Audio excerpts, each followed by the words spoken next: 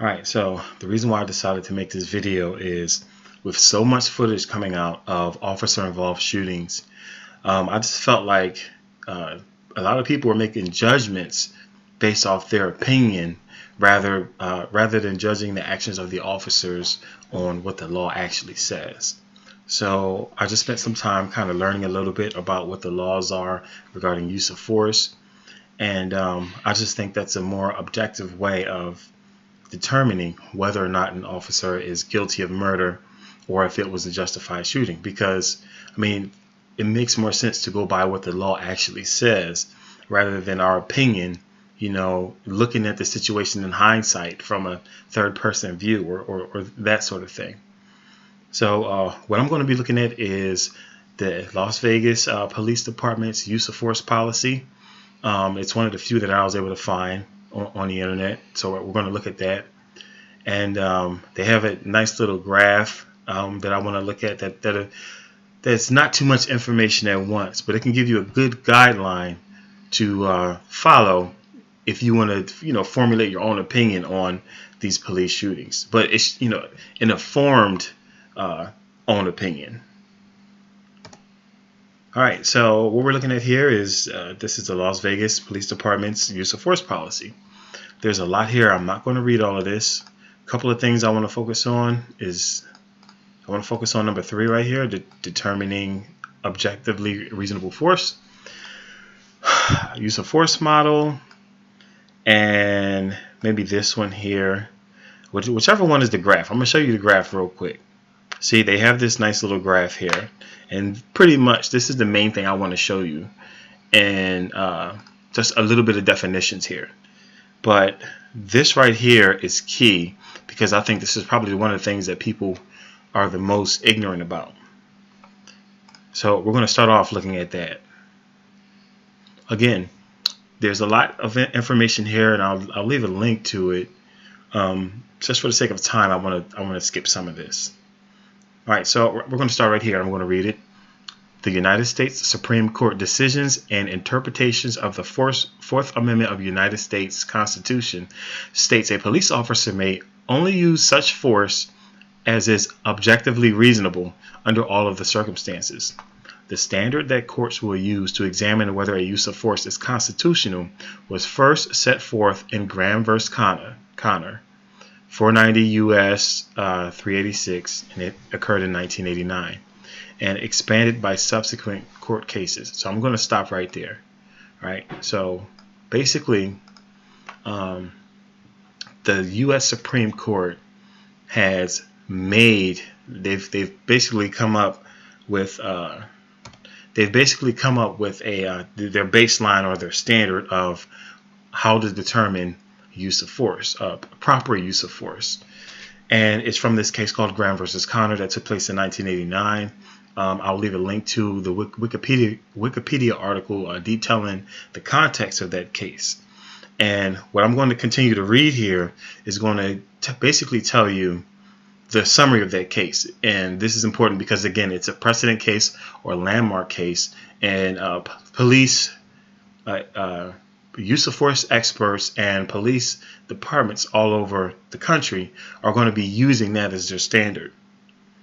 All right, so to finish reading this paragraph here, the reasonableness of a particular use of force must be judged from the perspective of a reasonable officer on the scene, rather than with 20/20 vision of hindsight.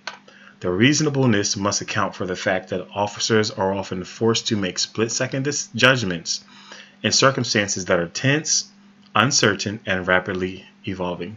The LVMPD use of force policy applies to all commissioned officers. So I'm going to stop there, and just to reiterate what it's saying is that the objectiveness, their standard is, let me read it again.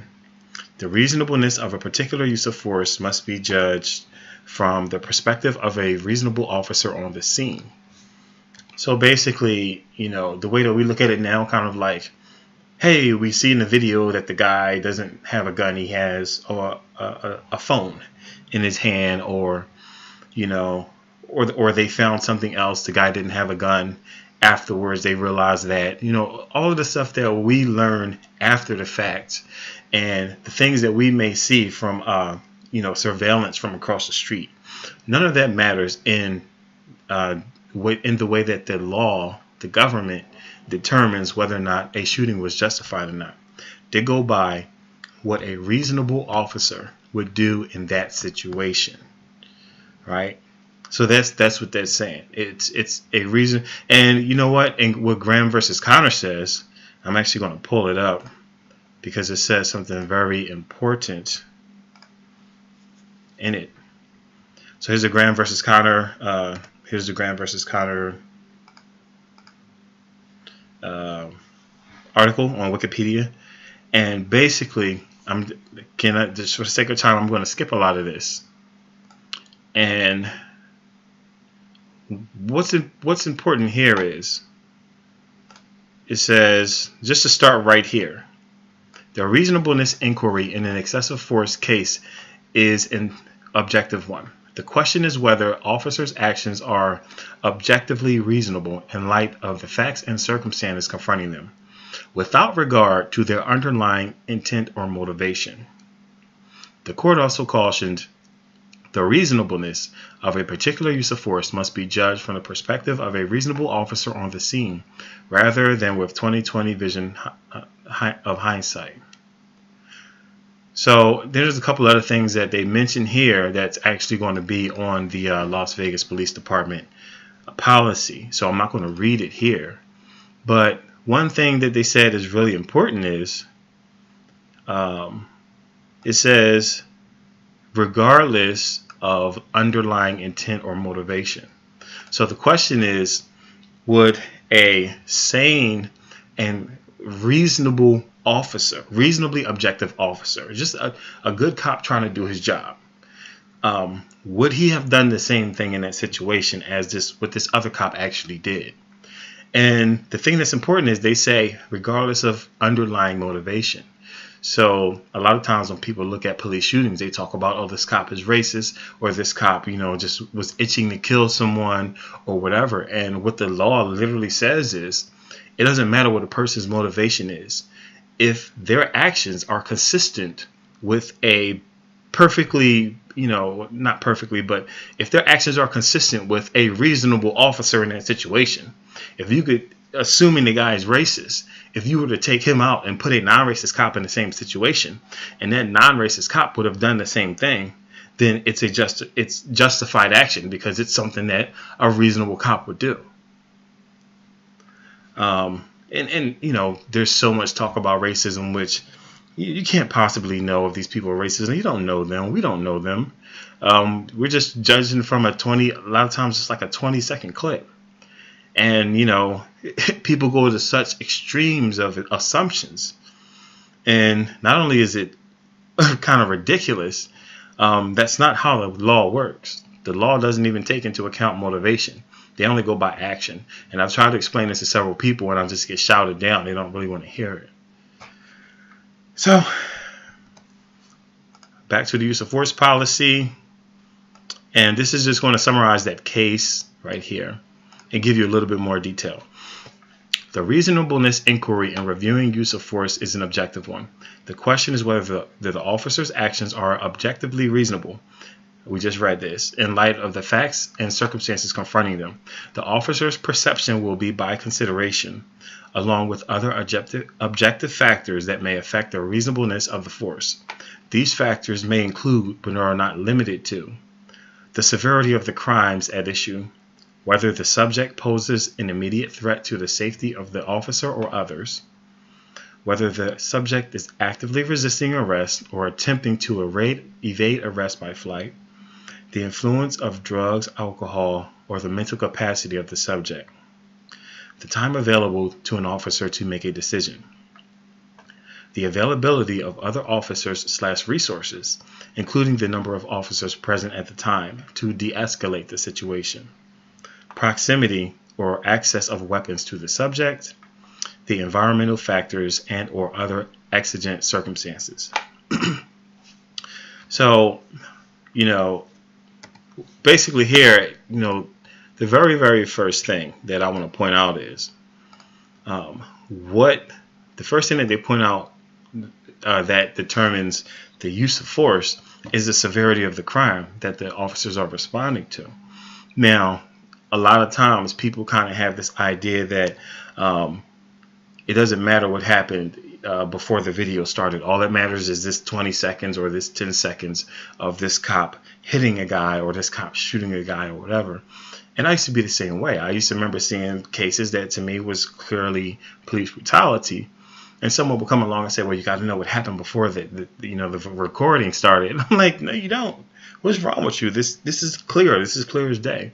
But according to the actual law, that's really not true. I mean, it actually does matter what they are responding to. And in a way, it makes sense because if they're responding to a police's mentality in terms of them responding to someone who stole a loaf of bread, is going to be very different than them responding to a call of someone waving a gun. The reason why that matters is if the more severe the crime, the more urgent it is that they put this person in custody. Not necessarily like, away in jail or whatever, but they need to secure this person on the scene before they can continue, basically like they want to secure this person and then ask questions later. Right? So it's like it's more urgent that you get this person under control. Whether the subject poses an immediate threat to the safety of the officer or others, that goes without saying. I mean, if the guy has a gun or if he has a hatchet or something like that, that is very different than a person who's like just trespassing and they have nothing on them. Whether the subject is actively resisting arrest or attempting to evade arrest by flight. Obviously, if a person is resisting, you're going to need more force than a person who's not resisting. The time available to an officer to make a decision. The availability of officers/resources, including the number of officers present at the time to de-escalate the situation. So if you have 10 officers responding and then there's one suspect and that one suspect takes a punch, I mean, you don't need to shoot the guy because you have 10 cops there and you can easily subdue them. Or you should be able to. Proximity or access of weapons to the subject. So, it's just if a person is near a gun, obviously if they have a gun on them, but if they're near a gun, that's going to change. That's going to completely change the whole force dynamic because that officer is going to have to respond or make that decision so much more quicker of what kind of force to use in that situation, especially when it comes to deadly force, whether or not to use deadly force or to wait or whatever. The closer a person is to a gun, the more of a threat they are. It's just kind of common sense. The officer will use a level of force that is necessary and within the range of objectively reasonable options. See, now, I've tried to tell people this before as well, is that officers, they have a level of discretion that they need to use. It's something that they have to determine on their own. They're not robots, and every officer is not going to be the same. And truth be told, every police department is not going to be the same, because if you look at, Utah's, Salt Lake City's use of force policy, it may be fairly different than this one here.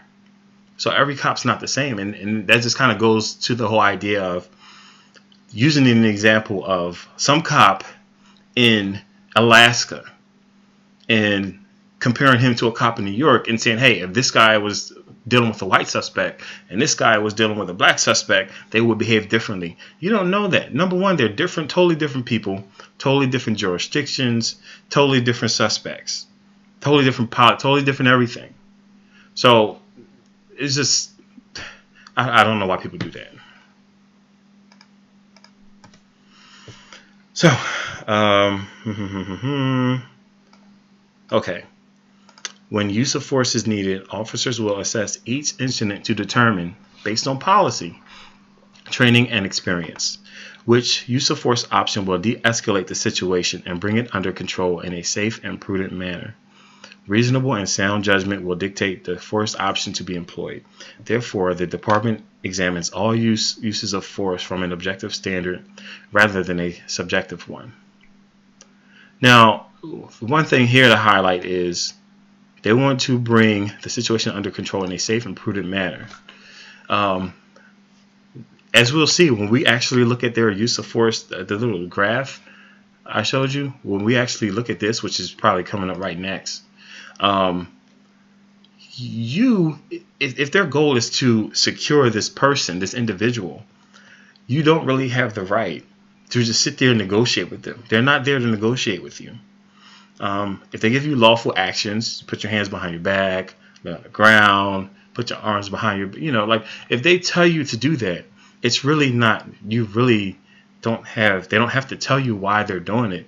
And they don't have to bargain with you or make you feel comfortable by reassuring you or whatever before they ask you to do it. That's just not how it works. They are the authority figure, and their main thing is to get the suspect secure, and then they'll figure out all the other stuff later. All right, so this is right here what I wanted to get to, this use of force model right here. And before I go over this, because this is really easy to follow, and there's a lot of stuff here, but this is really easy and simple. As you can see, let me zoom in some. As you can see, you have the levels of resistance. You have the different levels here, which they actually will go over, which I'm going to look at the definitions for each one: compliant, passive, active, aggressive, and aggravated aggressive. Those are the levels of resistance that, when the police come to arrest someone, that, the suspect is going to be shown. He's going to be shown one of them. And the level of control, the officer's response, and the level of control is, for these first three, they should use low level control. And then you have intermediate, and then deadly force. So these words in here, this pretty much tells you the level of force. So it pretty much defines the level of force for each section. But it doesn't really give you detail on the level of resistance. So what I want to do before I spend most of my time on this, I want to actually go and look at the levels of resistance, the definitions of them. All right. So this is just a little bit further along in the same policy. And it says here, it is important for officers to bear in mind that there may be many reasons a subject may be resisting arrest or may be unresponsive. The person in question may not be capable of understanding the gravity of the situation. Now, we've kind of seen it happen times when a person didn't speak the same language, or maybe they're deaf or something like that. Officers must consider several factors when dealing with a non-compliant subject. A subject may be non-compliant due to a medical condition, mental, physical, or hearing impairment, or language barrier, drug interaction, or emotional crises, and have no criminal intent. These circumstances may not make the subject any less dangerous, but it may require a change in tactics that will be more effective while maintaining officer safety once these circumstances are known to the officer. So now the challenge with that is the officer actually knowing that when he gets there. I mean, if an officer arrives on the scene and it's just chaos, it's good luck trying to actually process all of that when if there's a violent person around. And then you also keep in mind, a lot of times people don't want to interact and help the police officers, so maybe he's not given the information that he needs. Other times, maybe it's pretty obvious. I saw a video today. It was pretty obvious that the guy was on drugs. He was laying on the ground, and it was just very obvious the guy was high on something. And luckily, that didn't turn out to be like a deadly force incident. The officer kind of fought him off until backup came, and it looks like they secured him. But it goes both ways. Sometimes the officer doesn't have enough information. Other times it should be pretty obvious that the person is the reason why they're not responding the way the officer will want. However, there's one thing to keep in mind, is that there have been instances of a person faking a hearing disability, or faking not to understand the language and that sort of thing, just kind of as a way to get close to the officer to attack them. So just check my feed real quick. All right, here's the levels of resistance. Compliant. A person contacted by an officer who acknowledges direction or lawful orders given offers no passive, active, aggressive, or aggregative resistance. So on a chart, it's this person right here. So a compliant person, this is the lowest level of resistance, which is none. And it tells you what the officer should do. The officer presence is enough. Verbal communication, put your hands behind your back, step away from the car. Empty-handing tactics, aka escorts. Now what this means is, them turning you around. They tell you to turn around, and as you're turning, they turn you and they grab your hands and put your hands in the cuffs and that sort of thing. Handcuffs, other restraint devices. That's pretty much it. There's nothing else here. Passive resistance. The subject is not complying with an officer's commands and is uncooperative, but is taking only minimal physical action to prevent an officer from placing the subject in custody and taking control. Examples include standing stationary and not moving upon lawful direction, falling limply and refusing to give their power to move, becoming dead weight, holding onto a fixed object or locking arms to another during a protest or demonstration. So here's the next level of resistance right here. This is the passive resistance. And the thing to note about this is the police can pull out their baton, and it says use it as an escort tool. So I don't, it's not striking, because as you get down to the more intense levels, it's actually striking. But the other difference here from the compliant person, the other difference here is takedowns. So if you're standing there, and let's look at the definition one more time. The subject is not complying with the officer's commands and is uncooperative, but is taking minimal physical action to prevent the officer from placing the subject in custody. So, let's say the cop is there to arrest you, and he says, put your hands behind your back. And you don't put your hands behind your back. You don't attack him, but you don't put your hands behind your back. And you're like, well, what did I do? And they say, put your hands behind your back. And you're like, no. Tell me what I did, and you're having this back and forth. And again, a lot of people think that the officers are supposed to be compassionate and are supposed to tell you. And that's just a dangerous thing for them, because if they were to tell you, oh, we're here because you're wanted for murder, that's just going to increase the likelihood of you running or attacking them. What you see here is also, if you are uncooperative, if you are passively resisting, the police can take you down to the ground. So they can tackle you if you're just standing there just pleading your case. I didn't do anything. This is my own home, officer. I deserve a right to be here. Blah, blah, blah, blah, blah, blah, blah. The officers can tackle you and handcuff you. But it's like people don't see that. People don't understand it. They just kind of think that, well, you'll see a video of a guy talking to the cop, and you'll see another cop come out of nowhere and tackle him or something. And you're like, yo, what is he doing? But according to this model, that person is passively resisting because they're not following the officer's commands. And one of the uses of force for a passively resistant person is a takedown. That's important to know. Active resistance. The subject's verbal or physical actions are intended to prevent an officer from placing the subject in custody and taking control, but are not directed at harming the officer. Examples include walking or running away and breaking the officer's grip. So, and that's right here. Let me zoom out a little bit. Here's active resistance.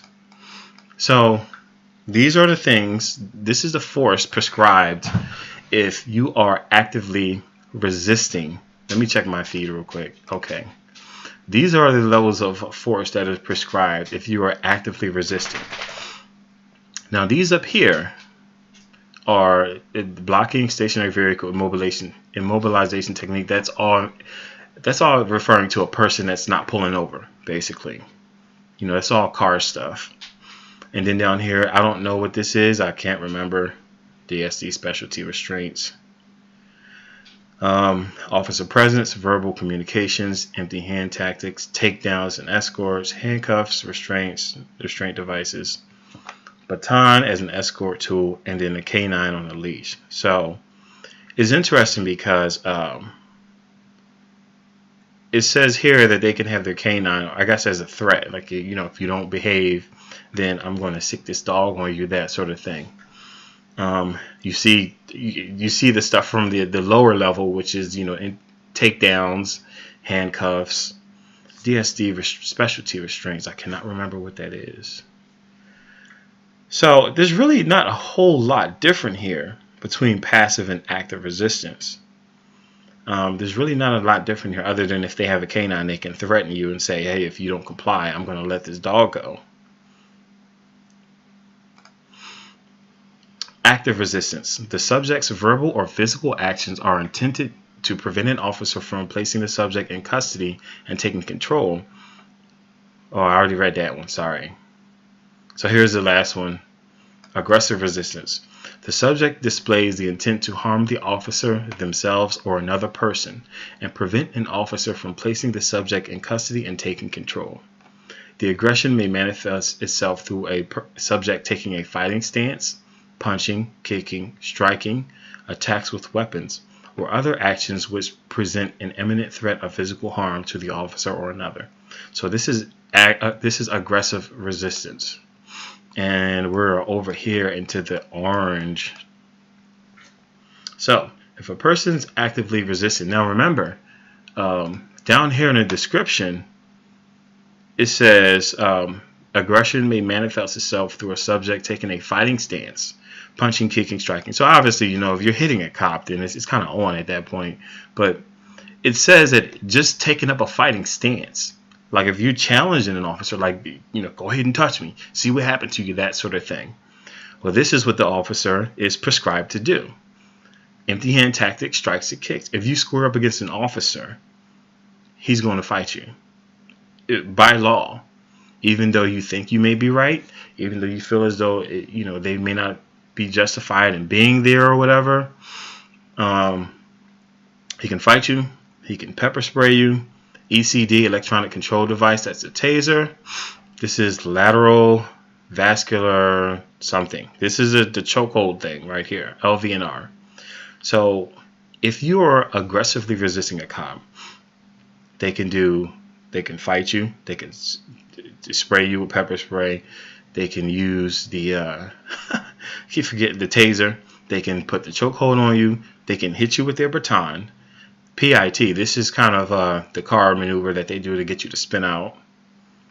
Low lethality shotgun. So they can hit you with a basically, I guess, bean bags or that sort of thing from 5 yards or greater. They can't shoot you from point blank range with it, but they can shoot you with a bean bag shotgun or rubber bullets or whatever they may call it. They can shoot you with that from more than 5 yards away. And then all the stuff down here is mostly the same as what's under active. Empty hand tactics, handcuffs, restraints, baton as an escort tool, canine with bites. So now, if you square up against an officer, they can pretty much do all kind of stuff, but try to kill you. Their goal is to take you down. They can sick their dog on you. I gotta remember what this is. So now here's one more thing that's important to notice is that, or to keep in mind, is that police departments vary from case to case, from department to department. Not everyone's going to have the same exact policy. For example, on this one, you can have the chokeholds that they do to, you know, make you lose consciousness, LVNR. But if I'm not mistaken, the police department, the Las Vegas Police Department, I believe that the LVNR, it used to be over here. So I believe that it used to be over here, and then last year they changed it, and they changed their use of force policy so that no longer, if a person is actively resisting, you can't just put them in the chokehold. You can only put them in chokehold if they're trying to fight you. And that's kind of one of the main reasons why I wanted to go over this, because since people don't understand what the law is, when they see things that they believe to be brutality, not only are they uneducated, so that the officer could actually be working within the confines of the law and they don't know it, but, you know, let's say they are working within the confines of the law, but you have an issue with this behavior. You think it's unjust. You think it's inappropriate for an officer.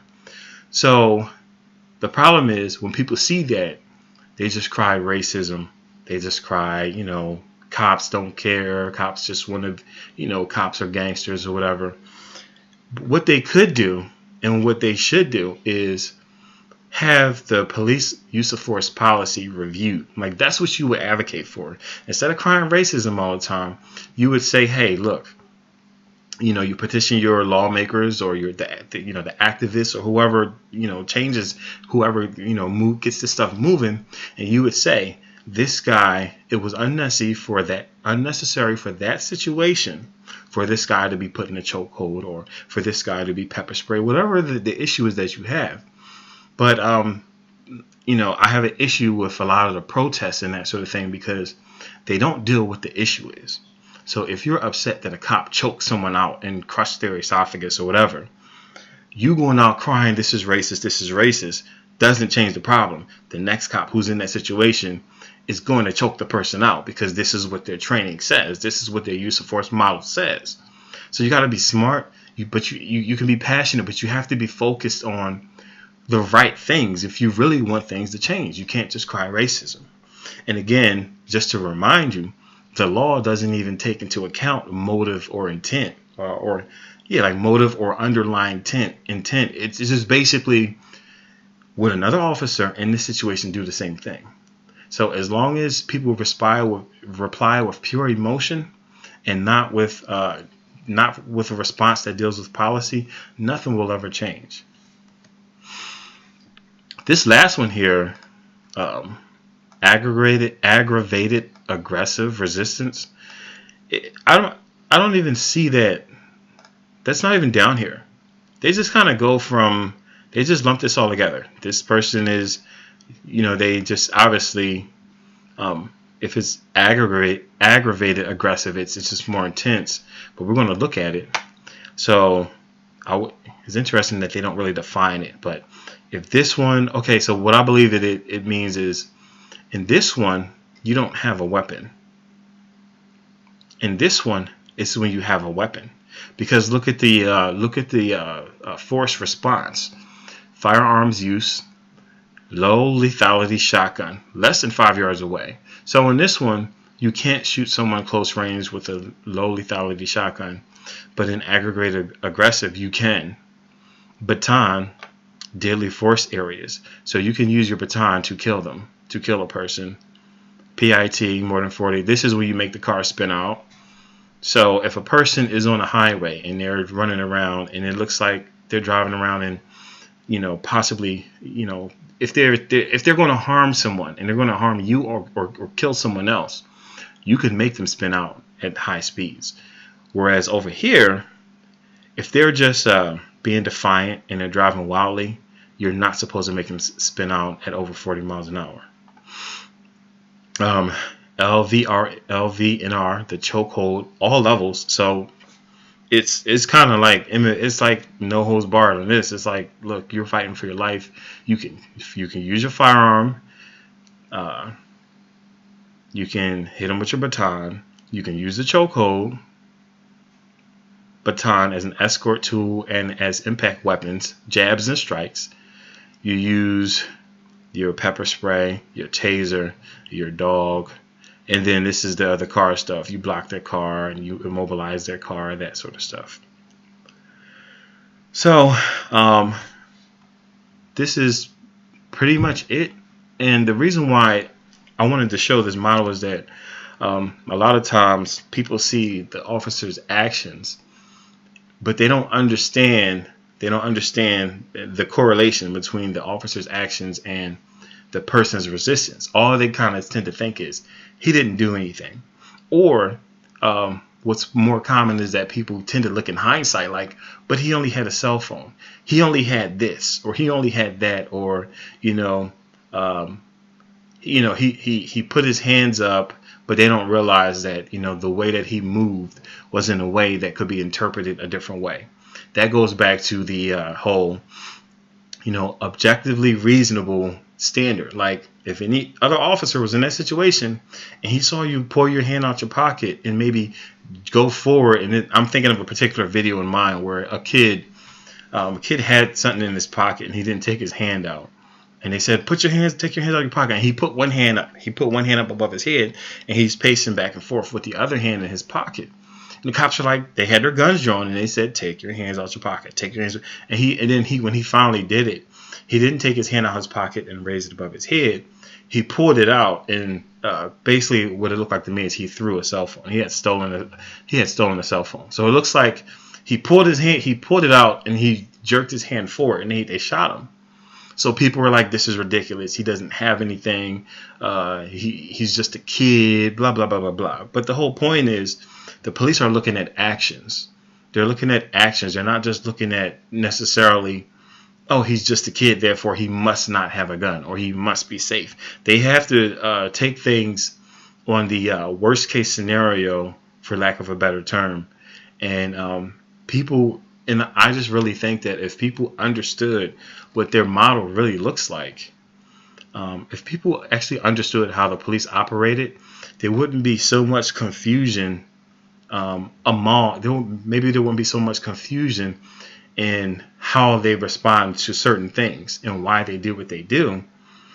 But at the same time, maybe it would help people who, if you were dealing with a cop, now you understand that, hey, if you don't do certain things, they're going to react a certain way. Or, hey, I may have had a little bit too much to drink, and now I'm trying to score off against the cop. He's going to do all these other things, or he can do all these other things that are at his disposal. So it's like regardless of where you stand on this police brutality issue, if you support the cops, then you want people to know this stuff so that they won't jump to rash decisions or rash judgments regarding the cops. If you're against the cops, then you can better understand why they do what they do, and at different levels. Whereas to us, it may seem like, hey, this is the suspect's not doing anything, so why does the cop tackle him? Well, because he's actively resisting. So therefore, when a person is actively resisting, they're trained to tackle the person or to do something else. Hey, why'd that cop sick that dog on that guy? Well, the guy is aggressively resisting. So I just think, not saying that you're going to be okay with those things, or you should be. Not saying that you should automatically be okay with them.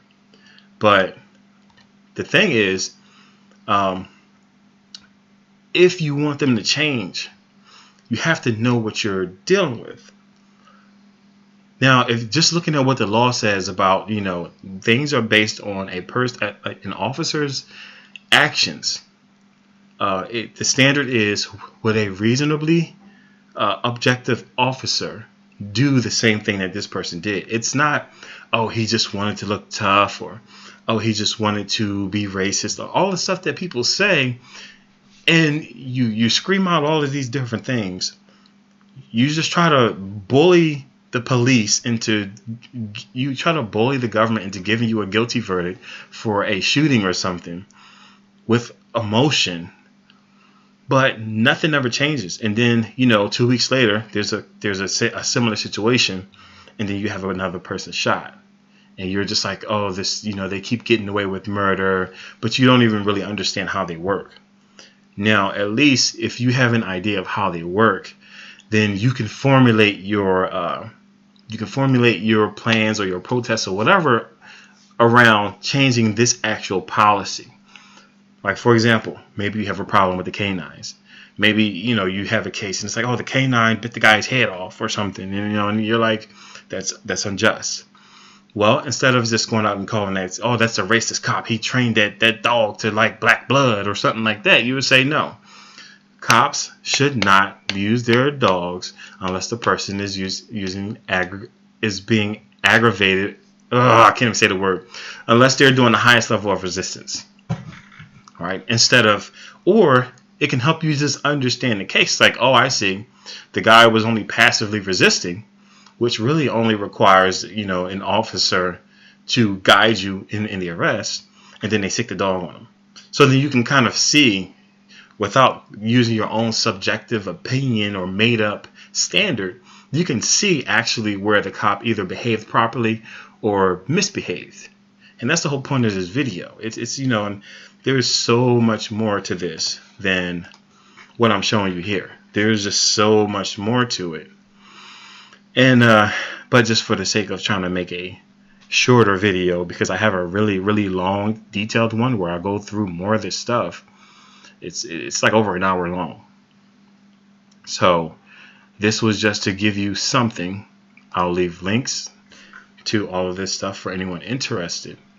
And I can tell you personally that kind of learning this and just, kind of listening to a couple of cops and a couple of use of force experts go over particular cases step by step, it's completely changed the way I see police shooting videos, and it completely changed the way just watching police interact. So now not only do I understand it's basically like I can kind of tell what the police are going to do now, assuming that they're acting within this model, of course. But like if I'm seeing, basically like, hey, you watch this video of this cop or whatever, it's like it's kind of like now I can kind of tell when the cop is going to tase him or when he's going to do something else. And it's simply because I just looked at what they're trained to do. And that will help me if I'm ever in that situation. And it's like, I want to resist or whatever. Like I kind of know what to expect. Ain't gonna change nothing. They're still gonna do what they're gonna do if they're crooked. But it just helps you to be knowledgeable. So I hope this video helps people. And if you find some value in it, please like and subscribe and leave some comments and that sort of thing.